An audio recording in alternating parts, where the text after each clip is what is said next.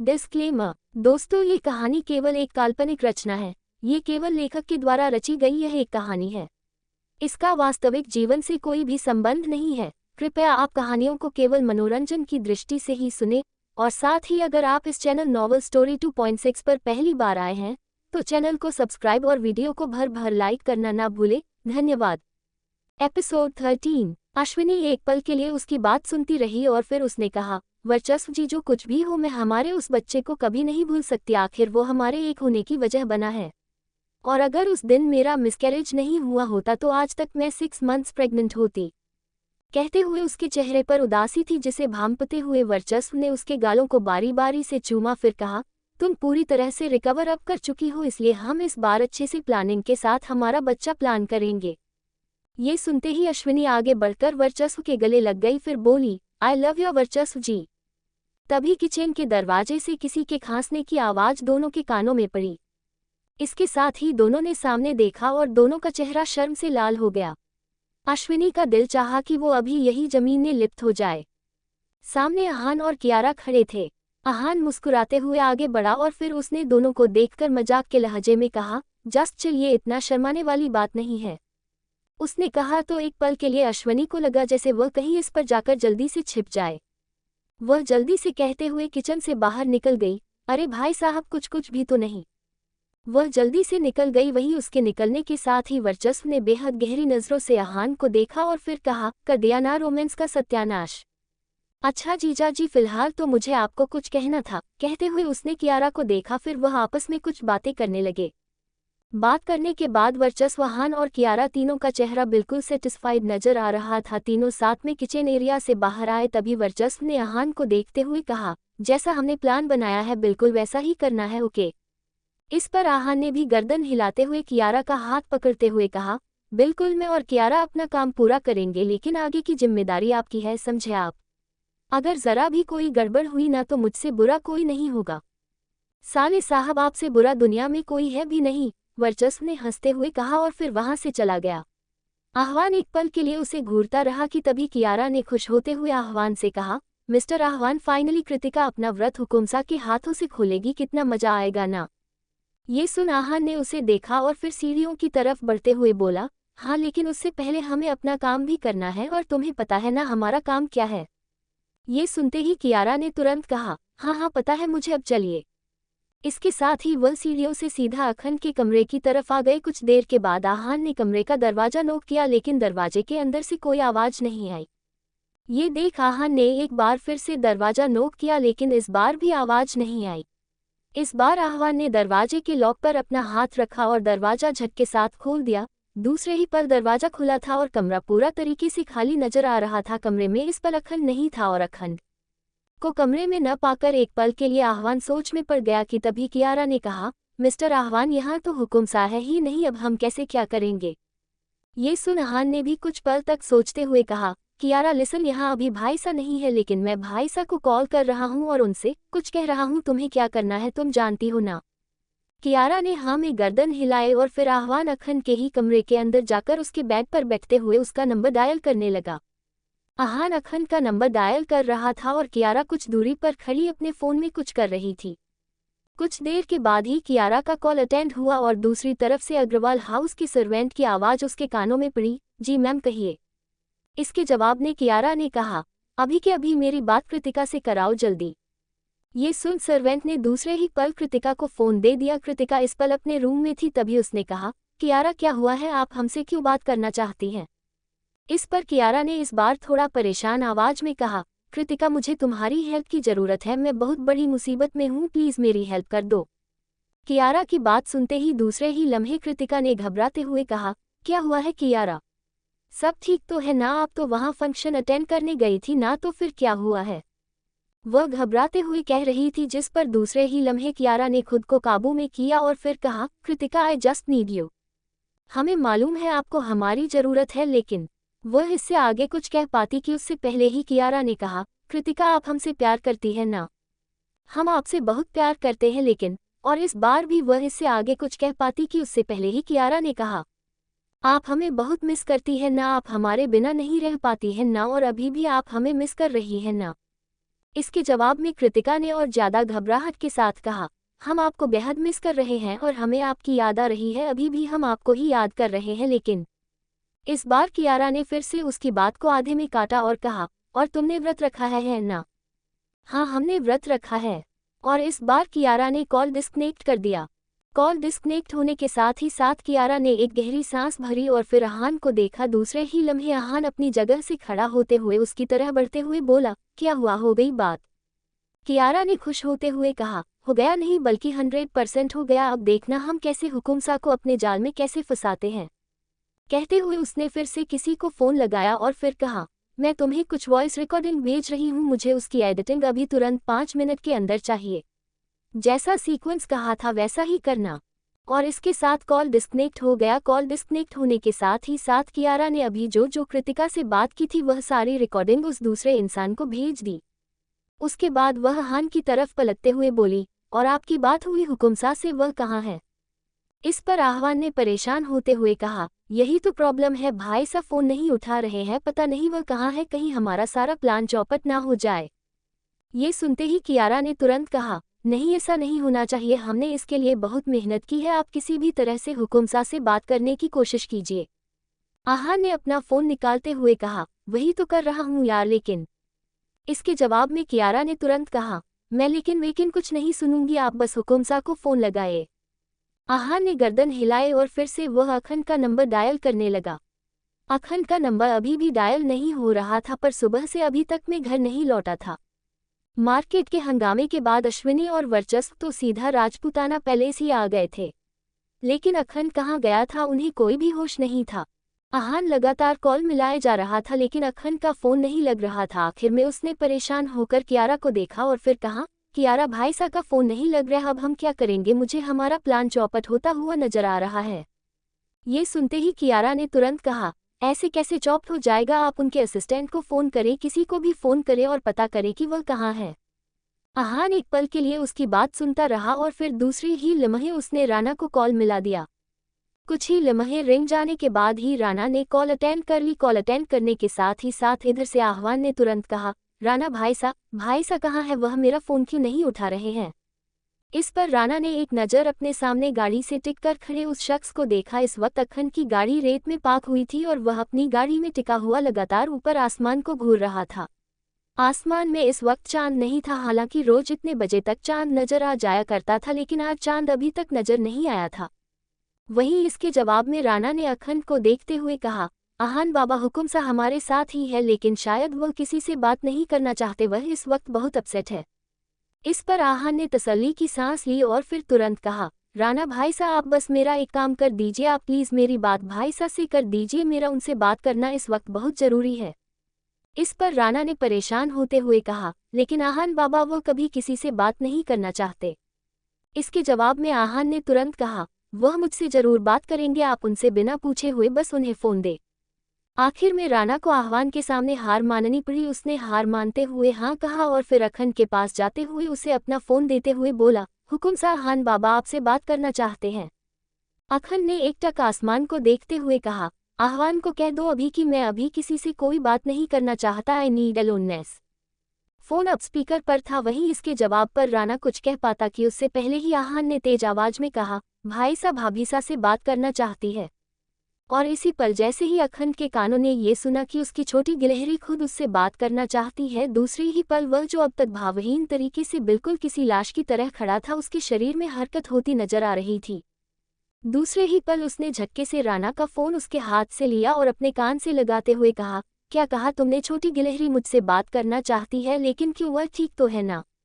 उसकी आवाज़ में घबराहट थी। वही उसकी घबराहट को सुनकर आहान ने कुछ पल तक रुक कर कहा, भाई सा भाभी सा कॉल पर है, वह आपसे कुछ कहना चाहती हैं। अखन की सांस जैसे मानो एकदम से थम गई। उसे इस चीज़ का एहसास ही नहीं हुआ कि कब उसने अपनी आंखें बंद की और फ़ोन को सख्ती से अपने कानों से लगा लिया, जैसे मानो वह अभी सामने से पड़ने वाली आवाज़ को कभी अपने कानों से जुदा न होने देना चाहता हूँ।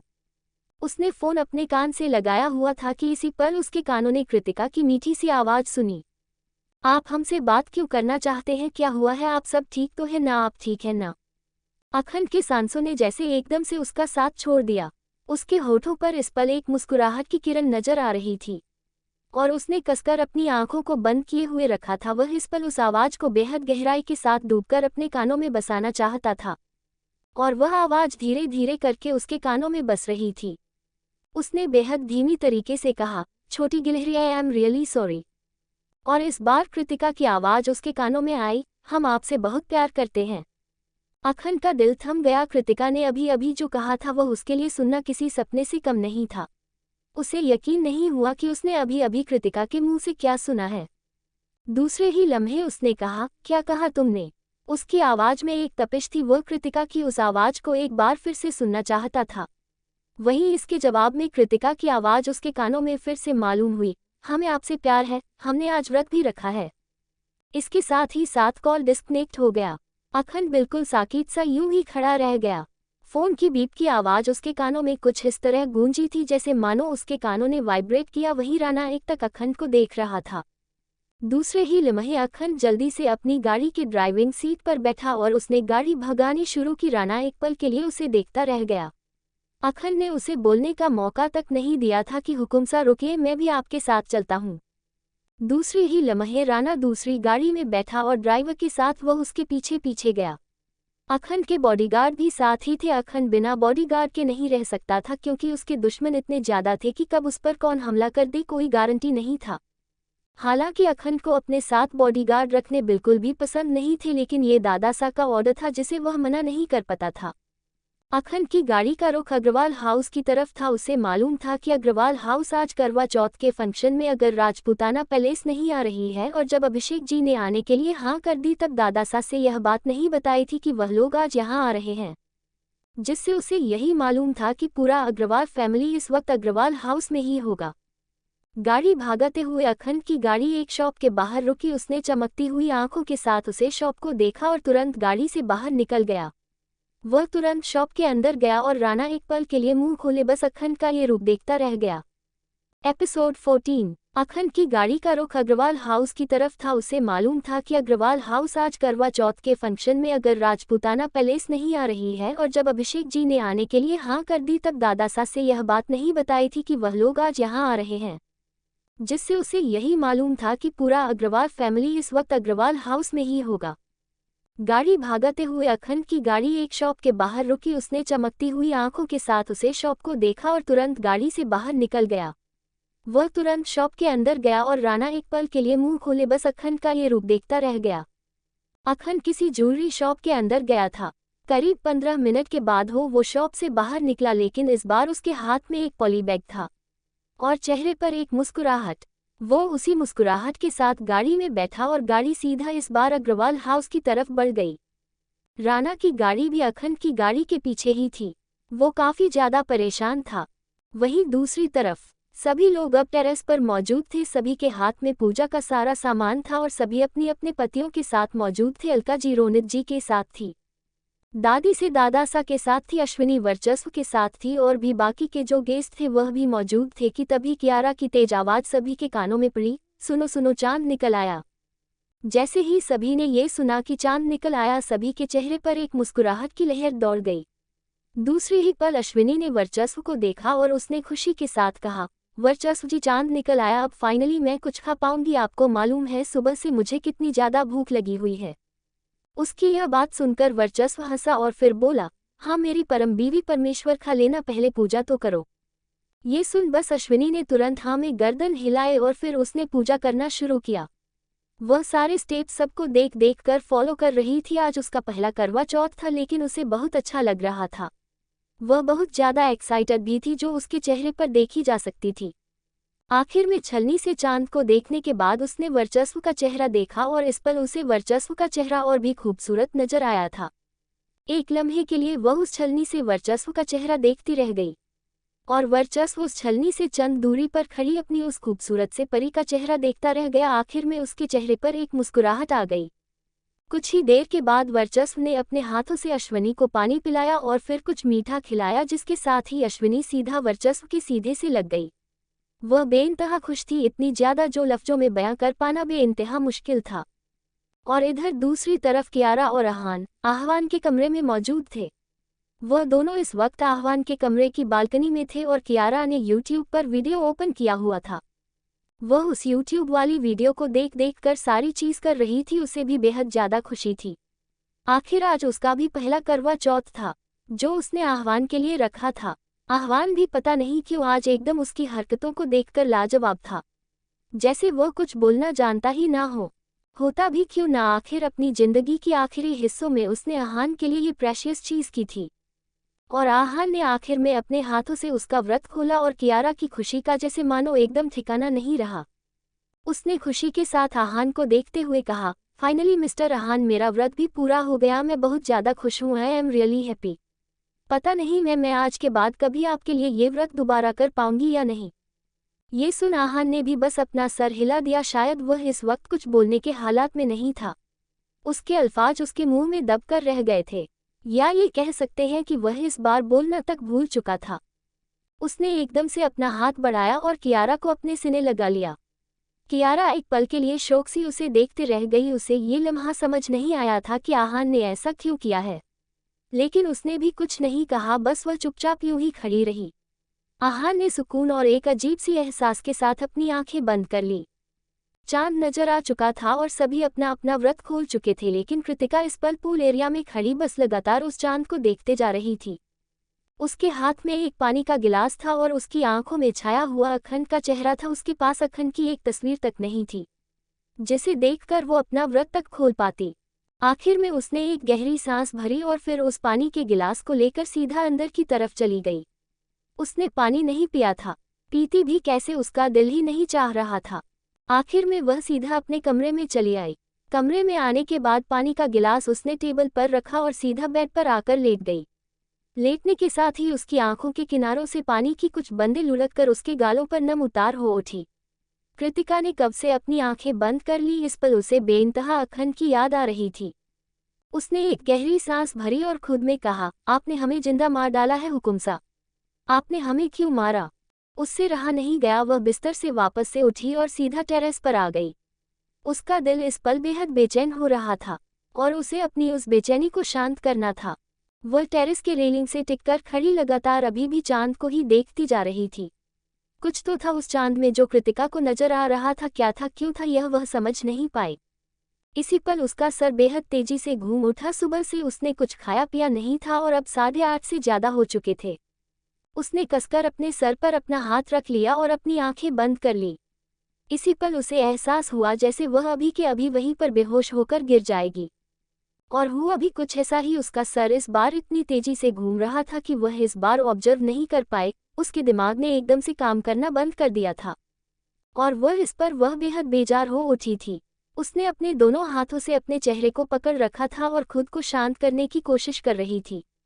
और इस पल वह बेहोश होकर सीधा जमीन पर गिरने वाली थी जब उसे किसी ने बेहद मजबूती के साथ अपनी मजबूती बाहों में थाम लिया। लेकिन कृतिका की आंखें अब तक बंद हो चुकी थी, वह बेहोश हो चुकी थी। अखंड ने बेइंतहा परेशान होकर कृतिका को देखा और उसके गालों को थपथपाते हुए घबराते हुए बोला, छोटी गिलहरी, ओपन योर आइज, क्या हुआ है तुम्हें, तुम बेहोश क्यों हो गई, देखो तुमने मुझे बुलाया और मैं चला आया, आंखें खोलो अपनी और मुझे देखो, मैं तुम्हें देखने के लिए तड़प रहा हूँ, छोटी गिलहरी, ओपन योर आइज। कहते हुए वह घबराहट के साथ उसके गालों को थपथपा रहा था, लेकिन कृतिका के शरीर में अब हलचल नहीं थी। उसने अपने दोनों हाथों की मुट्ठियों से अखंड की शर्ट को पकड़ रखा था। दूसरे ही लम्हे अखंड ने घबराकर उसे अपनी गोद में उठाया और उसे लेकर भागता हुआ सीधा टेरेस से नीचे आ गया। नीचे आने के साथ ही वह उसे लेकर सीधा उसके कमरे में चला गया। उसके हाथ में अभी भी वही पॉली बैग था जिसमें उसने कृतिका के लिए कुछ गिफ्ट खरीदा था। उसने उस पॉली बैग को इस बार घबराहट के साथ टेबल पर रखा और कृतिका को बिस्तर पर लेटा दिया। इसके साथ ही साथ वह लगातार उसे उठाने की कोशिश कर रहा था, लेकिन वह जाग नहीं रही थी। उसने घबराहट के साथ अपना फ़ोन निकाला और सीधा किसी का नंबर डायल किया। दूसरे ही पल किसी ने कॉल अटेंड होने के साथ ही अखंड बिल्कुल घबरा कर कहा, वंदना, तुम जहाँ कहीं भी हो प्लीज़ अभी के अभी अग्रवाल हाउस आ जाओ। ये सुनते ही वंदना ने दूसरे ही पल हैरानी से कहा, लेकिन हुक्म साहब, मैं अग्रवाल हाउस कैसे आऊँ, आई मीन आप अग्रवाल हाउस में क्या कर रहे हैं। उसके सवाल को सुनते ही अखंड ने दूसरे ही लम्हे गुस्से के साथ चिल्लाते हुए कहा, डॉक्टर वंदना, मैंने तुमसे जितना कहा तुम्हें उतना सुनाई नहीं दे रहा। मैंने तुम्हें कहा कि तुम अग्रवाल हाउस अभी के अभी पहुंचो, मतलब पहुंचो, तुम्हें कोई राइट नहीं बनता मुझसे सवाल और जवाब करने का, समझी तुम। इसके साथ ही उसने कॉल काट दी। डॉक्टर वंदना एक पल के लिए बेइंतहा हैरानी के साथ अखंड की बात को सुनती रह गई। आखिर उसने ऐसा क्या कह दिया था जो अखंड ने एक लम्हे में उस पर इतना ज्यादा गुस्सा कर डाला। अखंड अब कृतिका के करीब बैठा था। इस पल उसका दिमाग एकदम से आउट ऑफ माइंड था। उसे ये तक होश नहीं था कि उसे इस पल एक गिलास पानी तक लेकर कृतिका को पिलाना चाहिए। करीब 20 मिनट के बाद ही डॉक्टर वंदना वहां पहुंच चुकी थी। डॉक्टर वंदना जैसे ही अग्रवाल हाउस के अंदर इंटर होने लगी, दूसरे ही लम्हे अग्रवाल हाउस के बॉडीगार्ड ने उसे रोक लिया। ये देखते ही वंदना ने तुरंत कहा, देखिए हाँ, मुझे कृतिका ने बुलाया है, इसीलिए जाने दे। वह अखंड का नाम नहीं ले रही थी। उसे मालूम नहीं था कि यहाँ के लोगों को मालूम है या नहीं कि अखंड यहाँ आया हुआ है। वहीं इसके जवाब में गार्ड ने कहा, पक्का आपको कृति मैम ने बुलाया है। ये सुनते ही वंदना ने इस पल गुस्से से कहा, तो तुम लोगों को क्या लगता है कि मैं झूठ कहूंगी? ऑब्वियसली मुझे कृतिका ने बुलाया है। ये सुन गार्ड ने गर्दन हिलाए और फिर उसने उसे जाने दिया। वह तुरंत चलती हुई लिविंग में आई। लिविंग में आते ही उसने मेड को देखकर कहा, कृतिका रूम कौन सा है, प्लीज मुझे वहां ले चले, मुझे कृतिका ने बुलाया है। ये सुन मेड ने गर्दन हिलाए और फिर वह उसे लेकर सीधा कृतिका के कमरे की तरफ आ गई। कुछ ही देर में वह कृतिका के कमरे के बाहर खड़ी थी। उसने कमरे का दरवाजा खोला और सीधा कमरे के अंदर दाखिल हो गई। उसकी नज़र अखंड और कृतिका पर पड़ी। दूसरी ही पल उसकी आंखें हैरानी से बड़ी हो गई। अखंड इस पल बैठा था और वह लगातार कृतिका का हाथ मल रहा था, लेकिन कृतिका को कोई होश नहीं था। वह बेहोश थी। ये देखते ही वह तुरंत अखंड की तरह बढ़ते हुए घबराहट के साथ बोली, हुकुम रानी सा को क्या हुआ है? जिस पर अखंड ने दूसरे ही लम्हे उसे देखा और फिर उसकी तरफ अपने कदम बढ़ाते हुए कहा, वंदना जल्दी से चेक करो कि इन्हें क्या हुआ है, ये बेहोश कैसे हुई है? इसके जवाब में वंदना ने गर्दन हिलाए और फिर वह कृतिका को चेक करने लगी। एक पल के लिए वंदना अपनी जगह पर बिल्कुल साकित सी खड़ी रह गई। दूसरी ही लम्हे उसने अखंड को देखा और फिर कहा, हुकुम रानी सा ने इस हालत में व्रत किया था, आप सबको इन्हें रोकना चाहिए था, आपको मालूम है ना इनकी कंडीशन पहले ही। कहते कहते वह अचानक से रुकी। उसके दिमाग में एकदम से दादी सा की कही गई बात घूम गई थी कि हुकुम सा को किसी भी हालत में हुकुम रानी सा की प्रेगनेंसी के बारे में पता नहीं चलनी चाहिए। और उसे यूं इस तरह चुप देखकर अगले ही लम्हे अखंड ने शक भरी नजरों से उसे देखा और दूसरी ही पल उसने तेज आवाज में कहा, वंदना तुम अभी क्या कह रही थी? कहो कैसी हालत में है छोटी गिलहरी, क्या हुआ है इसे? वंदना एकदम से हड़बड़ा गई। दूसरी ही पल उसने नामे गर्दन हिलाए और कहा, वह कुछ नहीं हुकुम सा, इन्हें इस हालत में व्रत नहीं रखना चाहिए था, ये पहले ही बहुत कमजोर है और आपको तो मालूम है ना उनकी बॉडी कितनी ऑब्जर्वेटिव नहीं है। कहते हुए उसने घबराहट से अपनी नज़रें फेर ली तो अखंड ने इस बार उसे और तेज नज़रों से देखते हुए कहा, वंदना मुझे तुम्हारी बातें झूठी क्यों लग रही है? तुम्हें सच सच बताना होगा कि छोटी गिलहरी किस हालत में है। ये सुनते ही वंदना ने इस बार और ज्यादा घबरा कर कहा, हुकुम सा फिलहाल तो इन्हें कुछ खाने पीने की जरूरत है, सुबह से इन्होंने कुछ खाया नहीं है। अखंड को एकदम से होश आया कि कृतिका ने व्रत रखा था, जिसका ये साफ मतलब था कि उसने सुबह से अभी तक कुछ नहीं खाया है। और यह होश आते ही दूसरे ही पल उसकी नज़र टेबल पर रखे हुए उस भरे हुए पानी के गिलास पर गई। वह उसे देखते ही समझ गया था कि कृतिका ने पानी पीने के लिए गिलास तो उठाया था लेकिन पानी पिया नहीं था। और यह समझते ही उसके चेहरे पर न जाने क्यों एक सुकून की लकीरें खींच गई। दूसरे ही पल उसने आगे बढ़कर पानी के गिलास को अपने हाथ में लिया और फिर आगे बढ़ा। झुककर उसने पानी के गिलास को कृतिका के लिबों से लगाया और बेहोशी की हालत में घायरी हुई कृतिका ने पानी का एक घूंट अपने हलक में उतार दिया। दूसरे ही पल अखंड के चेहरे पर सेटिस्फैक्शन नजर आने लगा। उसकी छोटी गिलहरी ने उसी के हाथों से अपना व्रत खोला था और यह उसके लिए बहुत जरूरी था। वह इस वक्त जितना खुश हुआ था सिर्फ वह जानता था, लेकिन इस वक्त उसकी छोटी गिलहरी को खाने की जरूरत थी और वह यहाँ के सर्वेंट से कुछ कह नहीं सकता था। दूसरी ही पल उसने अपना फ़ोन निकाला और राणा, जो अग्रवाल हाउस के बाहर ही अपनी गाड़ी में था, उसे कुछ कहा और कॉल डिस्कनेक्ट कर दिया। इसके साथ ही उसने वंदना को देखा और फिर कहा, इन्हें होश कितनी देर में आएगा? ये सुन वंदना, जो अब तक पहले ही घबराई हुई थी, दूसरी ही पल उसने कहा, बस इन्हें अब होश आ जाएगा, लेकिन हुक्म सा मैं आपको एक एडवाइस दूंगी, प्लीज़ आप इनका जितना ज़्यादा ख्याल हो सके रखें, उनकी कंडीशन अभी।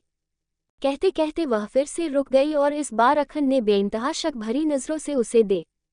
एपिसोड 15। और वह यहाँ के सर्वेंट से कुछ कह नहीं सकता था। दूसरी ही पल उसने अपना फ़ोन निकाला और राणा, जो अग्रवाल हाउस के बाहर ही अपनी गाड़ी में था, उसे कुछ कहा और कॉल डिस्कनेक्ट कर दिया। इसके साथ ही उसने वंदना को देखा और फिर कहा, इन्हें होश कितनी देर में आएगा? ये सुन वंदना, जो अब तक पहले ही घबराई हुई थी, दूसरी ही पल उसने कहा, बस इन्हें अब होश आ जाएगा, लेकिन हुक्म साहब मैं आपको एक एडवाइस दूंगी, प्लीज़ आप इनका जितना ज़्यादा ख्याल हो सके रखें, उनकी कंडीशन अभी। कहते कहते वह फिर से रुक गई और इस बार अखन ने बेइंतहा शक भरी नज़रों से उसे देखा। उसकी ऐसी नज़रों को महसूस कर दूसरी ही लम्हे वंदना एकदम से हड़बड़ा गई और जाते हुए बोली, ठीक है हुकुम साहब, मैं चलती हूँ, मेरा काम खत्म हुआ। इसके साथ ही साथ वह जाने के लिए पलट गई, लेकिन वह दरवाजे तक पहुंची थी कि इस पल उसके कानों में अखन की बेइंतहा गहरी आवाज़ सुनाई दी। वंदना ने तुरंत अपने लब काटे और वह अपनी जगह पर बिल्कुल उसी तरह खड़ी रह गई। वहीं अखन धीरे धीरे कदमों से बढ़ते हुए वंदना की तरफ आया और फिर उसने उसे अपनी तरफ घुमाते हुए कहा, मिस वंदना, एक बार फिर से पूछ रहा हूँ, क्या तुम मुझे बताना पसंद करोगी कि हुक्मरानी सा किस कंडीशन में है? अदरवाइज मुझे चीज़ें बहुत अच्छी तरीके से पता करनी आती है, अगर तुम मुझे नहीं बताओगी तो मैं कहीं ना कहीं से तो यह चीज़ पता कर ही लूँगा, लेकिन उसके बाद तुम्हारा जो होगा उसके जिम्मेदार सिर्फ और सिर्फ तुम होगी, अंडरस्टूड? वंदना ने बेहद खौफ से अखंड को देखा और दूसरे ही लम्हे उसकी तरफ पलटते हुए कहा, लेकिन हुक्म सा ऐसी कोई भी बात नहीं है, मैं आपसे कुछ नहीं छुपा रही, आई प्रॉमिस। तुम झूठ बोल रही हो, तुम्हारे चेहरे पर साफ झलक रहा है। इस बार फिर से अखंड ने कहा, ठीक है मैंने मान ली तुम्हारी बात, अब तुम जा सकती हो, लेकिन एक बात याद रखना, अगर असलियत कुछ और हुई और वह मेरे सामने आई, तुमने मुझसे झूठ कहा हो, तो मैं तुम्हारे साथ बहुत कुछ कर सकता हूँ, तुम्हारी हॉस्पिटैलिटी आइडेंटिटी पूरी कैंसिल कर सकता हूँ, ओके? देन तुम्हारा करियर पर बर्बाद हो सकता है और एंड यू गो। कहते हुए वह कृतिका की तरफ पलट गया और डॉक्टर वंदना अपनी जगह पर किसी बर्फ की तरह खड़ी रह गई। दूसरे ही लम्हे उसने खुद में बदबदाते हुए कहा, नहीं हुकुम साहब, मेरी आइडेंटिटी कैंसिल नहीं कर सकते। कहते हुए वह अखंड की तरफ पलटी, लेकिन अखंड अब उसकी तरफ नहीं देख रहा था। वह वापस से कृतिका के करीब स्टूल पर बैठ चुका था। वंदना ने बेहद बेचैनी के साथ अखंड को देखा, जैसे वह उसे कुछ कहना चाहती हो, लेकिन इस पल उसकी जुबान ने उसका साथ नहीं दिया था। वह तुरंत पलटी और दौड़ते हुए वहां से निकल गई। अखंड ने एक बार सर्द नज़रों के साथ उसे जाता हुआ देखता रह गया, तभी उसे महसूस हुआ जैसे कृतिका की आंखों में कुछ हलचल हो रही है, और यह महसूस करते ही दूसरे ही लम्हे उसने उसका हाथ थामा और फिर कहा, छोटी गिलहरी, ओपन योर आइज, मेरी आंखें तुम्हारी आंखों का दीदार करने के लिए तरस रही है। कृतिका को अब होश आ रहा था, वह हौले हौले से अपनी आंखें खोल रही थी। उसकी आंखें खुली, लेकिन शुरू में तो उसे अपनी आंखों के सामने कुछ अजीब सा धुंध छाया नजर आया, लेकिन उस धुंध में लिपटा हुआ अखंड जैसे ही उसकी आंखों के सामने उसे नजर आया, दूसरे ही पल उसके चेहरे का रंग उड़ गया। वह घबराते हुए बिस्तर से उठने लगी कि अखंड ने उसे थामते हुए कहा, छोटी गिलहरी, जस्ट रिलैक्स, तुम्हें अभी आराम की जरूरत है। लेकिन कृतिका लगातार बेड से उठने की कोशिश करते हुए बस एक ही चीज कह रही थी, हुकुम साहब, आप क्यों आए हैं यहाँ से चले जाए, हमें आपसे कोई बात नहीं करनी। आई नो छोटी गिलहरी, तुम्हें मुझसे कोई बात नहीं करनी, लेकिन इस वक्त तुम्हारी कंडीशन अच्छी नहीं है, तुम्हें अभी आराम की जरूरत है, इसलिए you can take rest. Kritika ने नाम में अपनी गर्दन हिलाए और फिर कहा, नहीं, हमें कोई आराम की जरूरत नहीं है, आप यहाँ से चले जाए। इस बार अखंड ने हार मानते हुए उसे देखा और फिर अपनी जगह से खड़ा होते हुए बोला, मैं यहाँ से कहीं नहीं जाऊँगा। दूसरी ही पल कृतिका ने घबराते हुए अखंड को देखा और इस बार उसने थोड़े गुस्से से कहा, हुकुम साहब, आपको हमारी बात सुनाई नहीं दे रही? हम आपसे क्या कह रहे हैं? हम आपसे कह रहे हैं कि आप यहाँ से अभी के अभी निकल जाए, हमें आपसे कोई बात नहीं करनी है। अखंड एक पल के लिए उसका चेहरा देखता रहा कि इस पल अखंड का फोन रिंग हुआ। उसने फोन की स्क्रीन पर फ्लैश हो रहे नाम को देखा और दूसरी ही पल कॉल अटेंड कर लिया। कॉल की दूसरी तरफ से राणा की आवाज़ उसके कानों में गूंज उठी, हुकुम साहब, मैं अग्रवाल हाउस के बाहर खाने की चीज़ लेकर खड़ा हूँ। एक पल के लिए अखंड ने गहरी सांस भरी, वह जानता था राणा अंदर नहीं आ सकता। फिर उसने कृतिका को देखकर उसे तसल्ली देते हुए कहा, छोटी गिलहरी, ओके फाइन, जा रहा हूँ मैं। इसके साथ ही वह पलट गया। कृतिका ने उसे रोकना चाहा, लेकिन वह रोक नहीं सकी और उसके मुंह की बात उसके मुंह में अटक कर रह गई। अखंड कमरे से निकल चुका था। अखंड के जाने के साथ ही साथ कृतिका की आंखों में आंसू आ गए। उसने दूसरी ही पल खुद से कहा, हुकुम साहब, हमने आपको एक बार कहा जाने को और आप चले गए, आपने एक बार हमें मना तक नहीं किया कि आप नहीं जाएंगे। उसने खुद में कहा और अपनी आंखें बंद कर ली। तकरीबन 10 मिनट के बाद ही वापस से रूम का दरवाजा बेहद हौले से खुला। इसके साथ ही साथ कृतिका, जिसने अभी तक अपनी आंखें बंद कर रखी थी, उसने हल्के से अपनी आंखें खोली और आंखें खोलने के साथ ही साथ उसकी नज़र अखंड पर गई। अखंड को देखते ही एक बार फिर से उसकी आंखों में बेयकीन ही उतर आई। लेकिन इस बार अखंड के हाथों में पड़ा हुआ वह पॉली बैग उसने देख लिया था। उसने दूसरे ही लम्हे कहा, हुकुम सा आप यहाँ फिर से क्यों आए हैं? हमने आपको जाने को कहा ना, क्या आपको हमारी आवाज़ सुनाई नहीं दी? अखंड ने कोई जवाब नहीं दिया और वह उसकी तरफ बढ़ने लगा। कृतिका ने एक बार उसे देखा और फिर इस बार वह कुछ कह पाती कि उससे पहले ही अखंड ने उस पॉली बैग को कृतिका के सामने वाले स्टोव पर रखा और उसमें से खाने की चीजें निकालते हुए कहा, छोटी गिलहरी, सुबह से तुमने कुछ नहीं खाया है, गुस्सा तुम बाद में कर लेना, पहले कुछ खा लो। एक पल के लिए कृतिका उसे देखती रही, लेकिन दूसरे ही लम्हे उसने कहा, हमने खाना खाया है या नहीं खाया है इससे आपको मतलब नहीं होना चाहिए, प्लीज आप निकल जाए यहाँ से। हुकुम सा, हमने कहा चले जाए यहाँ से। अखंड ने खाने को उसकी तरफ बढ़ाते हुए कहा, ओके ओके जा रहा हूँ, लेकिन पहले कुछ खा लो प्लीज। उसकी आवाज में एक रिक्वेस्ट थी और उसकी इस रिक्वेस्ट को सुनकर एक पल के लिए कृतिका उसका चेहरा देखती रह गई।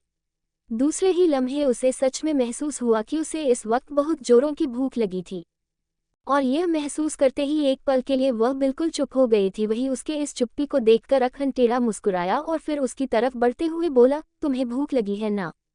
कृतिका ने अखंड को देखा और दूसरे ही लम्हे इस बार उसने गुस्से से कहा, नहीं, हमें कोई भूख नहीं लगी है। अखंड उसका चेहरा देखता रहा और फिर उसने खाने को जस्ट कृतिका के सामने रख दिया। कृतिका ने नजर झुकाकर खाने को देखा और फिर अखंड को देखा, और इसी पल उसके पेट में से एक अजीब सी गुड़गुड़ की आवाज आई जो इस चीज की गवाही थी कि उसे भूख लग रही है। कृतिका ने बेइंतहा शर्म के साथ अपने पेट पर हाथ रखा और अपनी आंखें बंद कर ली। अखंड ये देखकर हल्का सा मुस्कुराया और फिर उसने खाने का एक बाइट अपने हाथ में लेकर कृतिका की तरफ बढ़ाते हुए कहा, खा लो, मैं बुरा नहीं मानूंगा। ये सुनते ही कृतिका ने अपनी आंखें हैरानी से खोली और अखंड को देखकर कहा, आपके बुरा मानने या ना मानने से हमें कोई फर्क नहीं पड़ता हुकुम सा। एक पल के लिए अखंड का जबड़ा कस गया। उसने अपने हाथों की मुठ्ठियां बनाई और कृतिका को देखकर एक गहरी सांस भरते हुए कहा, आपको किसने कहा था व्रत रखने के लिए? कृतिका का दिल मानो जैसे एकदम से उछल कर बाहर आ गया। क्या अखंड को पता चल चुका था उसके व्रत के बारे में? ये सोचते ही उसका चेहरा बुरी तरह लाल हो गया था। दूसरी ही पल उसने अपना चेहरा अखंड से फेरते हुए कहा, आपको किसने कहा कि हमने आपके लिए व्रत रखा था? अखंड की भौहें चढ़ गई। उसने इंटरेस्ट के साथ उसे देखा और फिर खाने की एक और बाइट उसकी तरफ बढ़ाते हुए कहा, अच्छा, अगर तुमने मेरे लिए व्रत नहीं रखा था तो फिर किसके लिए रखा था? कृतिका का दिल एक बार फिर से उछल कर बाहर आ गया। उसने कसकर अपने होठों को भींचा और दूसरी ही पल उसने अपना चेहरा फिर से अखंड से फेरते हुए कहा, हमने अपने आप के लिए व्रत रखा था। हम अपनी लंबी उम्र करना चाहते हैं, हम आपके मरने के बाद मरना चाहते हैं, और वैसे भी हमें आपकी उम्र की क्या पड़ी है जो हम आपके लिए व्रत रखेंगे? कृतिका ने कहा, और एक पल के लिए अखंड के मुंह की बात उसके मुंह में अटक कर रह गई और उसके मुंह से एकदम से निकल पड़ा, आर यू श्योर? तुम्हें मेरे मरने के बाद मरना चाहती हो? क्या तुम्हें मेरे मरने का इतना इंतजार है? क्या तुम्हें सच में मेरे मरने से कोई फर्क नहीं पड़ता? इस बार अखंड को मार्केट वाली बात याद आई थी जब कृतिका ने साफ साफ कहा था कि मर जाए हमें इससे कोई फर्क नहीं पड़ता, और यह बात याद आते ही अखंड का चेहरा काला पड़ चुका था। वही कृतिका जो अखंड के ऐसे एक्सप्रेशन को देख सकती थी, उसकी ठंडक को महसूस कर सकती थी। दूसरे ही पल उसने उसे ठंडाई के साथ जवाब दिया, हम कौन होते हैं आपके मरने का इंतजार करने वाले? आपकी जिंदगी अलग है, आप जब चाहे तब मर सकते हैं, हम आपको तो अब नहीं रोकने तो नहीं आएंगे ना? कृतिका ने कहा, और एक पल के लिए अखंड फिर से उसी जगह पर पहुंच गया था जहां से वह अभी अभी उठकर आया था। उसे लगा जैसे उसे माफी नहीं मिली है। उसने गहरी सांस भरी और खाने के बाइट को उसकी तरफ बढ़ाते हुए इस बार एक गहरी सांस भरते हुए कहा, अच्छा, माना हम दोनों अलग हो गए हैं, लेकिन मैंने सुना है तुम सगाई कर रही हो, वह भी 3 दिन बाद ही। और इस बार चौंकने की बारी कृतिका की थी। उसने चौंकते हुए अखंड को देखा और अखंड ने उसके एक्सप्रेशन को पहचान लिया। उसने दूसरी लम्हे हल्का मुस्कुरा कर कहा, क्यों, तुम्हारे नाना जी ने तुम्हें इसके बारे में नहीं बताया? कृतिका ने जैसे ही अखंड की बात सुनी, एक पल के लिए वह बिल्कुल चुप सी रह गई, लेकिन दूसरे ही पल उसने अपनी गर्दन ना में हिलाते हुए कहा, हमारे नाना जी ने हमें सब कुछ बताया है और हमने अपने लिए इस बार हम सफ़र खुद चुना है और हमें वह पसंद भी आए हैं। हम उनके साथ अपनी ज़िंदगी गुजारना चाहते हैं, हम उनके साथ अपनी फैमिली बनना। और इससे आगे कृतिका कुछ कह पाती कि उससे पहले ही अखंड ने उसके होठों को अपने कब्जे में ले लिया। कृतिका एकदम हैरान रह गई और अखंड बड़े ही बेदर्दी के साथ उसके होठों को चूम रहा था। कृतिका के दोनों हाथ अपने आप अखंड के कंधों पर आ गए और इसके साथ ही अखंड ने उसे कमर से थामा, फिर अपने करीब कर लिया। कृतिका की सांस और ज्यादा हलक में अटक गई। वही अखंड उसकी कमर को धीरे धीरे सहलाते हुए काफी गहराई से उसके होठों को स्मूच करते हुए किस कर रहा था। आखिर में जब कृतिका को सांस आनी बंद हो गई तब अखंड ने उसके होठों से अपने होठों से आज़ाद किया और धीरे धीरे उसके गालों में अपने होठों को चलाने लगा। कृतिका की सांसें गहरी हो गई थी। तभी अखंड ने उसके गालों पर अपने होठों को घुमाते हुए कहा, छोटी गिलहरी, मुझे तुम्हारे जुबान में अपने जिक्र के अलावा किसी और का जिक्र हरगिज नहीं पसंद। कहते हुए उसने एक बार फिर से उसके होठों को चूमना चाहा, लेकिन उससे पहले ही कृतिका ने झटके से अखंड को खुद से दूर किया। अखंड की आंखों में एक अलग सा नशा नजर आ रहा था। वो कृतिका से दूर हो चुका था और इसी पल कृतिका ने उस पर चिल्लाते हुए कहा, हुक्म सा दूर हो जाए हमारी नजरों के सामने से। हमें नफरत है आपसे, हमें नफरत है आपके खुद को छूने देने से। आपको हमें जितना सताना था आपने सता लिया, लेकिन अब नहीं, अब हम आपको खुद के करीब भी नहीं आने देंगे। वो कह रही थी और उसकी आंखों से आंसू आ रहे थे। वही इसके जवाब में अखंड ने गौर से उसका चेहरा देखते हुए सर्द आवाज में कहा, छोटी गिलहरी, तुम्हें मालूम है ना, मैं तुम्हारे बिना नहीं रह सकता। और ये सुनते ही कृतिका के चेहरे पर एक सरकास्टिक स्माइल आ गई। दूसरे ही पल उसने हंसते हुए उसे देखा और कहा, आपको हमारी कसम है, हुक्म सा निकल जाए यहाँ से और हमेशा हमेशा के लिए मेरे नजरों से दूर हो जाए। अखंड का चेहरा काला पड़ गया। उसके कदम अपने आप पीछे हो गए और वो धीरे से दरवाजे के बाहर निकलते हुए बड़बड़ाया, तुम्हारी नजरों से दूर होना मतलब मर जाना। तो मर जाए, लेकिन हमें जिंदा छोड़ दीजिए, कृतिका चिल्लाए और अखंड थम गया। एपिसोड 16। उसके होठों को चूमना चाहा, लेकिन उससे पहले ही कृतिका ने झटके से अखंड को खुद से दूर किया। अखंड की आंखों में एक अलग सा नशा नजर आ रहा था। वो कृतिका से दूर हो चुका था और इसी पल कृतिका ने उस पर चिल्लाते हुए कहा, हुक्म सा दूर हो जाए हमारी नजरों के सामने से। हमें नफरत है आपसे, हमें नफरत है आपके खुद को छूने देने से। आपको हमें जितना सताना था आपने सता लिया, लेकिन अब नहीं, अब हम आपको खुद के करीब भी नहीं आने देंगे। वो कह रही थी और उसकी आंखों से आंसू आ रहे थे। वही इसके जवाब में अखंड ने गौर से उसका चेहरा देखते हुए सर्द आवाज में कहा, छोटी गिलहरी, तुम्हें मालूम है ना, मैं तुम्हारे बिना नहीं रह सकता। और ये सुनते ही कृतिका के चेहरे पर एक सरकास्टिक स्माइल आ गई। दूसरे ही पल उसने हंसते हुए उसे देखा और कहा, आपको हमारी कसम है, हुक्म सा निकल जाए यहाँ से और हमेशा हमेशा के लिए मेरे नजरों से दूर हो जाए। अखंड का चेहरा काला पड़ गया। उसके कदम अपने आप पीछे हो गए और वो धीरे से दरवाजे के बाहर निकलते हुए बड़बड़ाया, तुम्हारी नजरों से दूर होना मतलब मर जाना। तो मर जाए, लेकिन हमें जिंदा छोड़ दीजिए, कृतिका चिल्लाए और अखंड थम गया। अखंड जा चुका था और कृतिका यूं ही बिस्तर पर बैठी की बैठी रह गई थी। उसे समझ में नहीं आ रहा था कि अभी अभी हुआ क्या है और क्यों हुआ है। वही अखंड के हाथ स्टीयरिंग पर इस कदर घूम रहे थे जैसे मानो इस वक्त उसके पूरे जिस्म में आग लग रही हो और वह उस आग को ठंडी करने की नाकाम कोशिश करता हो। वह इस वक्त बहुत तेज गाड़ी ड्राइव कर रहा था, इतनी तेज कि शायद उसके सामने से चलकर आती हुई गाड़ियां भी नजर नहीं आ रही थी। उसकी सिल्वर आंखें इस वक्त लाल नजर आ रही थी और उसके कानों में बार बार कृतिका की आवाज गूंज रही थी, हमने उन्हें खुद पसंद किया है, हम उनके साथ अपनी जिंदगी बिताना चाहते हैं, हम उनके साथ अपनी फैमिली बनाना चाहते हैं। दूसरे ही लम्हे उसका हाथ उसके स्टीयरिंग से छूटकर उसके सर के बालों पर था। वह अपने सर के बालों को खींचते हुए जोर जोर से चिल्ला रहा था, छोटी गिलहरी, तुम ऐसा हरगिज नहीं कर सकती, हरगिज भी नहीं, मैं कभी भी ऐसा नहीं होने दूंगा, मैं कभी तुम्हारी शादी किसी और से होने ही नहीं दूंगा, तुम सिर्फ और सिर्फ मेरी हो, सिर्फ मेरी। कहते हुए वह अपने बाल खींच रहा था।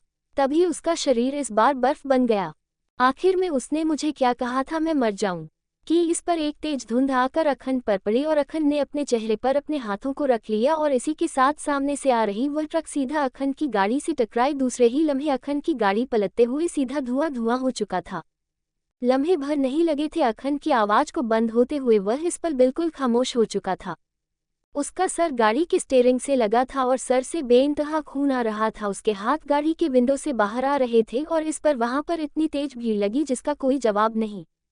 वहीं दूसरी तरफ अग्रवाल इंडस्ट्रीज के सीईओ केबिन में इस वक्त रुद्राक्ष बैठा था और उसके फोन पर बार बार एक ही नंबर फ्लैश हो रहा था, लेकिन वह कॉल अटेंड करने के मूड में बिल्कुल भी नहीं था। उसकी उंगलियां लगातार लैपटॉप पर हरकत कर रही थी और इस बार उसके फोन का रिंग बजा। ये 11वीं बार कॉल था। इस बार उसने कॉल अटेंड की तो कॉल की दूसरी तरफ से डैनियल के घबराई हुई आवाज उसके कानों में पड़ी, रुद्र, आर यू ओके, तुम मेरा कॉल क्यों नहीं अटेंड कर रहे हो, सब ठीक है ना? डैनियल के इस तरह घबराए हुई आवाज सुनकर एक पल के लिए रुद्राक्ष चुप रहा और फिर दूसरे ही लम्हे उसने कहा, तुम मुझे बार बार कॉल क्यों कर रही थी? और यह सुनकर डैनियल ने चैन की सांस लेकर, रुद्र ठीक है। दूसरे ही लम्हे उसने कहा, रुद्र यू नो आज करवा चौथ है और मैंने तुम्हारे लिए व्रत रखा है। मैंने एक तो तुम्हारी तस्वीर देखकर व्रत खोली और अब मैं तुम्हें कॉल कर रही हूँ तो तुम मेरा कॉल तक नहीं उठा रहे हो। क्या तुम मुझसे बात नहीं करना चाहते? रुद्राक्ष ने जैसी ही डैनियल की बात सुनी, एक पल के लिए वह चुप रह गया। डैनियल के उसके लिए व्रत रखा था और यह चीज वह पिछले 3 सालों से करती आ रही थी और आज ये चौथी बार था जब डैनियल ने रुद्र के लिए व्रत रखा था।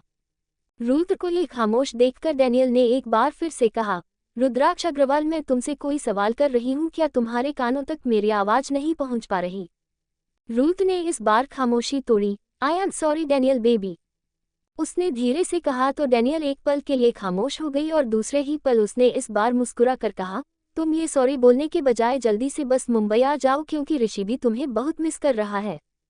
ये सुन रुद्राक्ष ने उससे तसल्ली देते हुए जवाब दिया, बस कुछ दिन और उसके बाद मैं मुंबई आ जाऊंगा। इसके जवाब में डैनियल ने कहा, I am waiting and love you इन्ना सारा। और इसके साथ ही रुद्राक्ष ने एक बहाना ढूंढा और दूसरे ही पल उसे बहाना मिल गया था। उसने उस बहाने को डैनियल के ऊपर लागू करते हुए कहा, Daniel I have some work, क्या मैं तुमसे रात में बात करूं? और डैनियल तो खुद भी वर्क ऑब्सेस्ड थी। जैसे ही उसने रुद्र की बात सुनी दूसरे ही पल उसने कहा, ओके ओके तुम अपना काम करो, मैं तुम्हें अभी परेशान नहीं कर रही, लेकिन हाँ जब फ्री हो जाना तो कॉल जरूर करना, ऋषि भी तुमसे बात करना चाहता है। उसने कहा तो रुद्राक्ष ने हाँ कहा और फिर कॉल डिस्कनेक्ट कर दिया।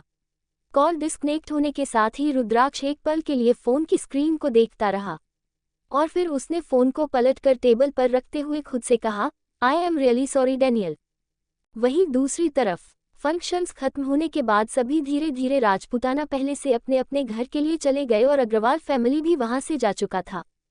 और सभी के जाने के बाद राजपूताना फैमिली इस पर डिनर के लिए एक साथ मौजूद थे सिवाय अखंड के। सभी साथ में डिनर कर रहे थे कि तभी दादीसा ने अपनी नज़रों को इधर उधर घूमते हुए कहा, कामाक्षी हुकुमसा कहीं नजर नहीं आ रहे हैं, उन्हें मैंने कितने वक्त से नहीं देखा है, कहाँ है वह? इसके जवाब में दादीसा ने भी इधर उधर देखते हुए कहा, हाँ विक्रांत के पिताजी, हमने भी हुकुमसा को बहुत देर से देखा ही नहीं है आज।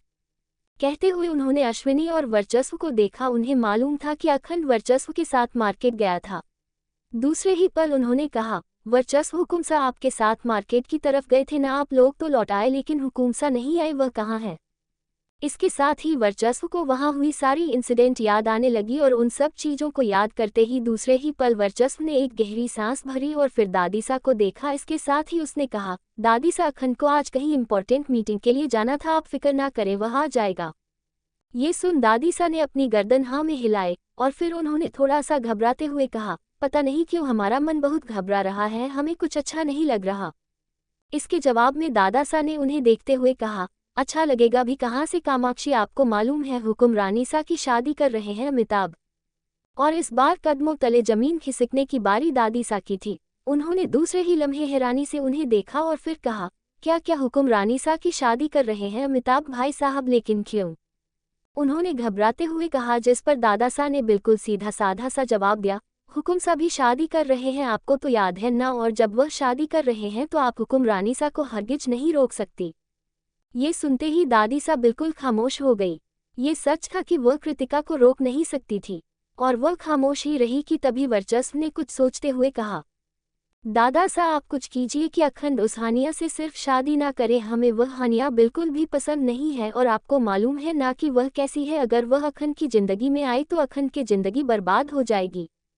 दादीसा ने उसकी बात सुनी और फिर उन्होंने एक उदासी के साथ उसे देखकर कहा, लेकिन वर्चस्व हम इसमें कुछ नहीं कर सकते, आपको मालूम है ना, तो फिर ऐसी बातें करने का कोई फायदा नहीं है।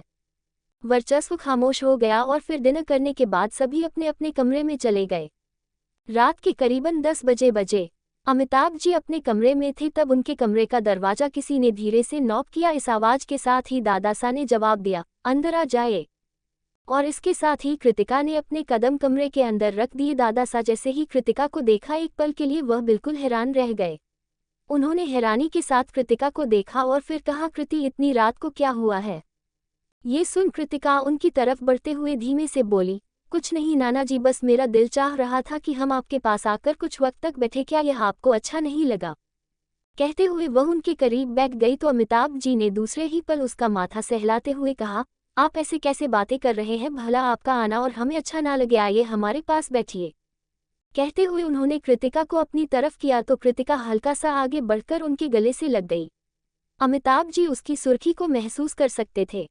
उन्होंने धीरे से कहा, कृति कुछ हुआ है, आप परेशान हैं, अगर ऐसी कोई बात है तो हमें बताएं, हम आपकी समस्या का हल ढूंढेंगे। ये सुन कृतिका ने धीरे से कहा, नाना जी आपने हमारी सगाई तय कर दी है और आपने हमें बताया भी नहीं। ये सुनते ही एक पल के लिए वह बिल्कुल चुप हो गए। उन्होंने गर्दन नीचे करके कृतिका को देखा और फिर कुछ कहना चाहा, लेकिन वह जो कहना चाहते थे वह बोल नहीं सके। दूसरे ही पल उन्होंने एक गहरी सांस भरते हुए कहा, कृति आप अपनी इतनी लंबी जिंदगी अकेले नहीं गुजार सकती हैं और आपको तो मालूम है ना कि आप माँ बनने वाली है। और जहाँ हमने आपका रिश्ता तय किया है वह लोग आपके बच्चे को भी स्वीकार करने के लिए तैयार है। कृतिका एक पल के लिए उनकी बात सुनती रही, लेकिन जब वह खामोश हुए तब उसने धीरे से कहा, नाना जी क्या हम अपने बच्चे को किसी के ऊपर बोझ बना रहे हैं? जैसे ही कृतिका ने इतना कहा दूसरे ही पल दादासा ने परेशानी से उसे देखा और फिर कहा, नहीं आपको ऐसा किसने कह दिया, आप हमारे लिए सबसे खास है, आपसे हम सबसे ज़्यादा प्यार करते हैं क्योंकि आप हमारी उस बेटी की बेटी हैं जिनकी खुशियों को हमने अपने हाथों से गला घोटा है, और भला हम आपकी खुशियों को कैसे ख़त्म कर सकते हैं? और हम चाहते हैं कि आप जिंदगी भर खुश रहें, और आपकी खुशी इस वक्त इसी में है कि आपको दूसरी शादी कर लेनी चाहिए। कृतिका चुप थी, वह कुछ नहीं कह रही थी, लेकिन इस बार जब वह खामोश हुए तब उसने बिल्कुल धीरे से कहा, नाना जी हम आपसे ये कहने आए थे कि आप हमारी शादी जल्द से जल्द कर दीजिए, हो सके तो हमारी सगाई कल ही कर दीजिए, हम तैयार हैं, हम आपको मना नहीं कर रहे हैं। जैसे ही उन्होंने कृतिका की बात सुनी दूसरे ही पल उन्होंने हैरानी से कृतिका को देखा, जैसे वह कहना चाहते हो कि क्या आप सच कह रही हो? और कृतिका ने उनकी बात को समझते हुए बिल्कुल धीरे से जवाब दिया, हाँ हम सच कह रहे हैं, हो सके तो आप हमारी सगाई कल ही कर दीजिए। ये सुनते ही इस बार अमिताभ जी ने प्यार से कहा तो कृतिका ने गर्दन हिलाई और फिर उनके सीने से यूं ही लगी रही। कुछ देर तक उनसे यूं ही लगे रहने के बाद वह उनसे अलग हुई और फिर बिल्कुल धीमी आवाज में बोली, अच्छा आप आज वहां गए थे ना, वहां आपको कैसा लगा, आपने हमें बताया नहीं? ये सुन एक पल के लिए अमिताभ जी उसका चेहरा देखते रहे और फिर दूसरे ही लम्हे उन्होंने मुस्कुरा कर कहा, आपके बगैर बिल्कुल भी अच्छा नहीं लगा। ये सुन कृतिका थोड़ा सा हंस दी और फिर हंसते हुए बोली, ये भी कोई बात हुई, आपको तो पहले ही से मालूम था कि हम नहीं जाएंगे फिर का? कृतिका के सवाल पर दादासा ने अपने कंधे उछाल ले और फिर प्यार से उसके गालों को सहलाते हुए कहा, आप तैयारी कर लीजिए, हम कल ही आपकी सगाई करेंगे और बहुत जल्द उन राजपूताना खानदान को दिखाएंगे कि आप अकेली नहीं है, आपको तोड़ने वाले टूट गए लेकिन आप नहीं टूट पाए। कहते हुए उन्होंने उसके माथे को चुमा तो कृतिका ने नरमी से बस अपनी गर्दन हिला दिया और अपनी जगह से उठ खड़ी हुई। वह इससे ज्यादा वहां रुक नहीं सकती थी, शायद वह इससे ज्यादा अगर वहां रुक जाती तो उसकी आंखें जो अब तक उसके आंसुओं को बयां नहीं कर रही थी वह बह जाती, और इस पर वह कमजोर नहीं होना चाहती थी। इसके बाद उसने अमिताभ जी को देखा और फिर जाते हुए कहा, नाना जी अब आप सो जाए, अब हमें भी नींद आ रही है, हम चले सोने। ये सुन उन्होंने गर्दन हिलाए और कृतिका कमरे से बाहर निकल गई। कमरे से बाहर निकलने के साथ ही साथ वह सीधा अपने कमरे में आए। दूसरे ही लम्हे उसने दरवाजा बंद किया। दरवाजा बंद करने के साथ ही वही होना था जो हर बार से होता आया था, उसकी आंखों में आंसू नहीं ठहर पाए थे, वह रो पड़ी थी, वह बेइंतहा जोर से रो पड़ी थी। तो दोस्तों आगे क्या होगा यह जानने के लिए इस स्टोरी को सुनते रहिए सिर्फ और सिर्फ novel_story_2.6 चैनल पर। और अगर कहानी आप सभी को पसंद आए तो वीडियो को लाइक, कमेंट और शेयर जरूर करें। धन्यवाद।